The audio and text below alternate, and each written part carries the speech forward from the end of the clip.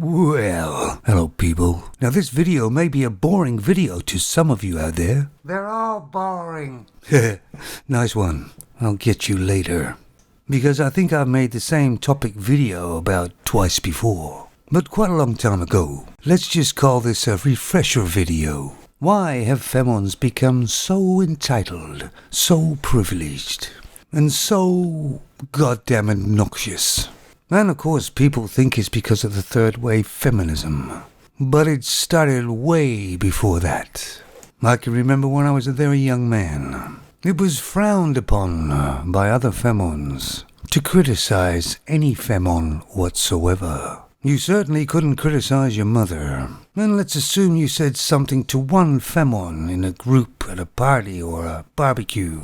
As femons were in kind of a herd-like mentality. You know, the sisterhood. All the femons at the barbecue or a party would have a go at you. Or at the very least give you a dirty look. To shame you. Of course, nowadays they call it mansplaining. But it's just another way to manipulate you. To don't criticize a femon.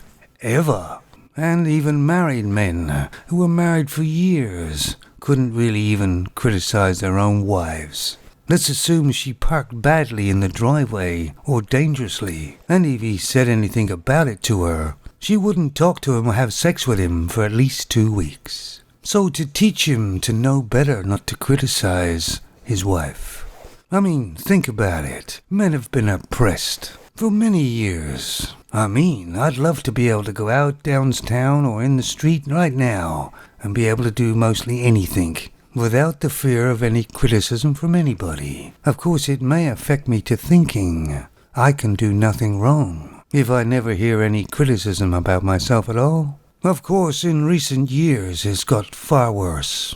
Instead of not just talking to men and not giving them sex, or yelling at them and walking away, they're now cancelling men who talk out against them. But really, these men are just telling the truth. And it kind of sends a message to the real men out there, what will happen to them if they start talking out of turn and telling the truth. And of course that's also a reason why a lot of femons don't have any accountability. And as we've seen, not even the courts hold them to accountability, do they? To a great degree. Which in turn has turned the femons into quite a nasty person to be around. And dangerous also. Of course, I'm old school. I myself will call anybody out, male or femon. In any situation, I think they're wrong.